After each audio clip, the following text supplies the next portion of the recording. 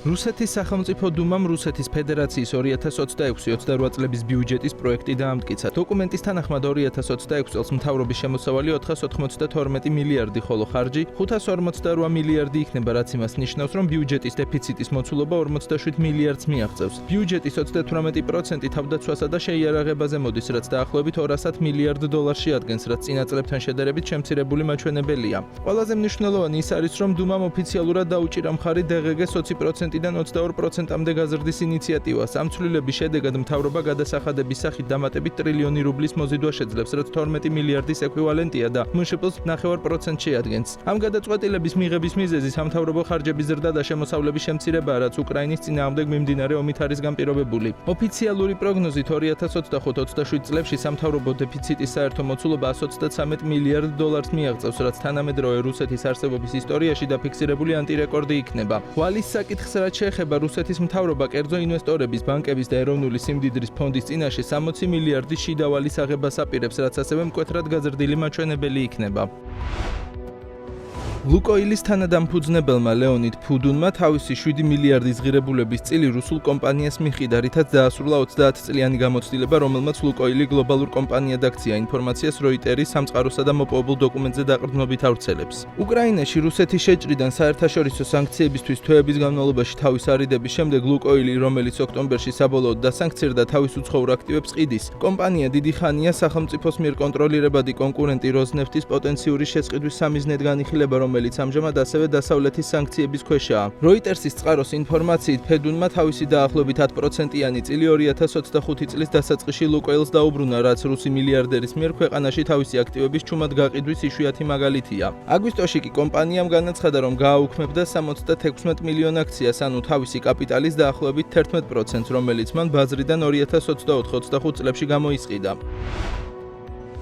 ამერიკის პრეზიდენტ დონალდ ტრამპის სიმდიდრემ სექტემბრიდან მოყოლებული 1,1 მილიარდით იკლო. ამერიკული Forbes-ის შეფასებით სექტემბრის რეკორდულ 7,3 მილიარდთან შედარებით ტრამპის ქონება 6,2 მილიარდამდეა შემცირებული, რაც ძირითადად მის საკუთრებაში არსებული Trump Media and Technology Group-ის აქციების ფასის ვარდნას უკავშირდება. პარასკევის სავაჭრო სესიისას ტრამპის სოციალური მედიისა და კრიპტოკომპანიის TMTG-ის აქციების ღირებულება ყველა დროის მინიმუმამდე $10.18-მდე დაეცა. Forbes-ის ინფორმაციით Trump Media and Technology Group-მა 2025 წლის მესამე კვარტალში $973,000 შემოსავალი და 54.8 მილიონის ზარალი დააფიქსირა, ხოლო კომპანიის საკუთრებაში არსებული ბიტკოინის მარაგის ღირებულება $42 მილიონი შემცირდა, თუმცა ეს თანხა კრონოსის კრიპტოვალუტიდან მიღებული 33 მილიონის შემოსავლით ნაწილობრივ დაკომპენსირდა. სექტემბრის მონაცემებით დონალდ ტრამპის ქონება უკანასკნელი 1 წლის განმავლობაში 3 მილიარდით იყო გაზრდილი. შედეგად ამერიკის ამჟამინდელი პრეზიდენტი Forbes 400-ის უმდიდრეს ამერიკელთა სიაში 201 პოზიციას იკავებდა, რაც 2024 წლის სიასთან შედარებით 118 პოზიციით გაუმჯობესებული მონაცემია. ზრდის ძირითადი ნაწილი კრიპტოინვესტიციებზე, მათ შორის ტრამპისა და მისი ვაჟების მიერ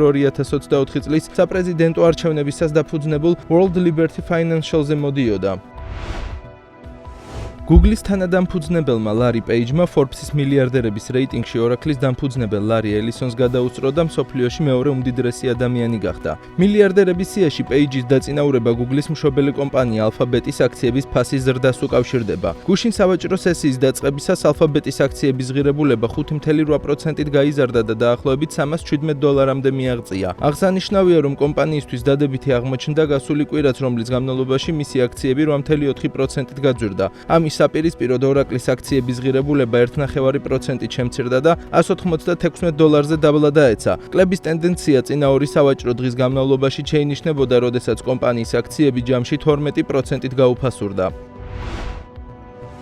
ანგოლას ფინანსთა სამინისტროს განცხადებით JP Morgan Chase & Co-სთან მიაღწია შეთანხმებას მილიარდი დოლარის ოდენობის სესხის გადავადებასთან დაკავშირებით. ამერიკული საინვესტიციო ბანკის სესხის დაფარვისვა და მიმდინარე წლის ბოლო იყო. ფინანსური შეთანხმება, რომელიც მხარეებს შორის შედგა 9%-იან განაკვეთს მოიცავს და 1,9 მილიარდის ღირებულების ანგოლური ობლიგაციებით არის გამყარებული. გადავადების მოთხოვნა ემთხვევა ანგოლურ დოლარში დენომინირებული ობლიგაციებისგან შემოსავლის ზრდას, რაც ოფიციალურ ლუანდას მოლაპარაკებების წარმართვაში მნიშვნელოვნად უწყობს ხელს. პასუხის დაფარვის ახალი თარიღი ისევე როგორც განახლებული განაკვეთი ჯერჯერობით ცნობილი არ არის. საწყისი მოლაპარაკება, რომელიც აპრილში შედგა ყურადღების ეპიცენტრში, მას შემდეგ მოექცა, რაც ნავთობის ფასის დაცემას ბანკის მხრიდან $200 მილიონი მოცულობის მოთხოვნა მოჰყვა. მოთხოვნის შემდგომ ანგოლა იძულებული გახდა დამატებითი ობლიგაციები განეთავსებინა, რომელიც მაისში დაბრუნდა. ცნობისათვის ანგოლას რესპუბლიკა აფრიკის კონტინენტზე მესამე ყველაზე დიდი ნავთობმომპოვებელი სახელმწიფოა.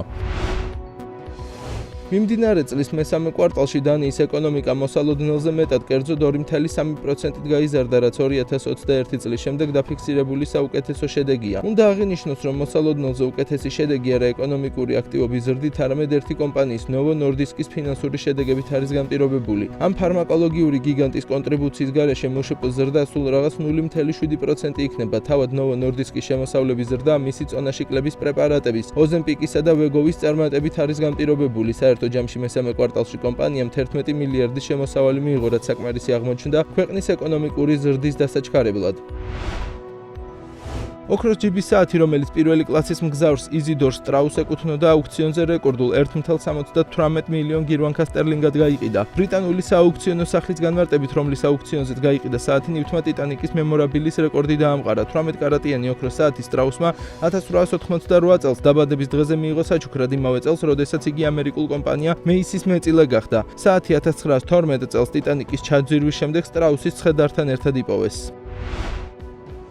ინდონეზიის დედაქალაქი ჯაკარტა მოსახლეობის რაოდენობით პლანეტაზე ყველაზე დიდი ქალაქის ტიტულს იკავებს. ცნობა გაერთიანებული ერების ორგანიზაციის მოხსენებას ეყრდნობა, რომელიც დედაქალაქის მოსახლეობად 42 მილიონ ადამიანს ასახელებს. აღნიშნული წოდება აქამდე იაპონიის დედაქალაქ ტოკიოს ეკუთვნოდა. გაეროს მსოფლიო ურბანიზაციის კვლევის თანახმად ტოკიოს მოსახლეობა ამჟამად 33 მილიონია, რაც მას მსოფლიოში მესამე ყველაზე დიდი ქალაქის პოზიციაზე აქვეითებს. გაეროში ვარაუდობენ, რომ ტოკიო მომდევნო წლებში კიდევ უფრო მეტ პოზიციას დაკარგავს. ანგარიშის მიხედვით მეორე ადგილს ბანგლადეშის დედაქალაქი დაკა იკავებს. ცნობისთვის იგი ყველაზე მზარდი ქალაქია დედამიწაზე, რომლის მოსახლეობაც უკვე 40 მილიონს აღწევს. სავარაუდოა, რომ იგი არსებული ტემპით ჯაკარტას გადაასწრებს. გაეროს პროგნოზით დაკა 2050 წლისთვის უკონკურენტოდ ყველაზე დიდი ქალაქი იქნება. აღნიშნულ კვლევაში აზიის კონტინენტი სრულიად დომინირებს. საგულისხმოა, რომ მსოფლიოს 10 მეგაქალაქიდან 9 სწორედ აქ მდებარეობს. შეგახსენებთ, რომ მეგაქალაქი ეწოდება ისეთ ურბანულ სივრცეს, რომლის მოსახლეობაც 10 მილიონს აჭარბებს. ჯაკარტას და დაკას სწრაფი ურბანიზაცია დიდწილად მასობრივ იმიგრაციაზე არის დამოკიდებული. მასობრივი ურბანიზაცია ეკოლოგიური დაბინძურება, სატრანსპორტო კოლაფსი და ინფრასტრუქტურული წნეხის გამოწვევებია, რომელთან გამკლავებაც აღნიშნულ სახელმწიფოებს უწევთ. ამ მიზნით ინდონეზიას საკუთარი დედაქალაქის გადატანა 2028 წლამდე ქალაქ ნუსანტარაში აქვს განზრახული.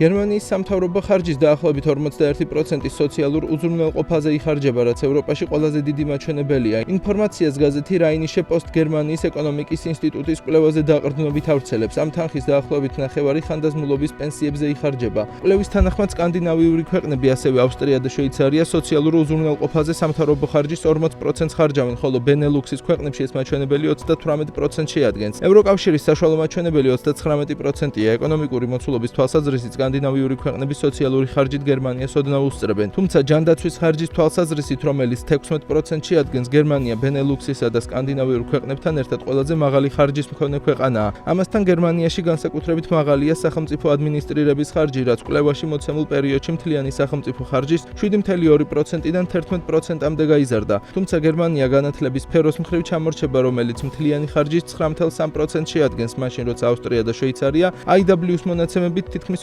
50%-ით მეც ხარჯავენ.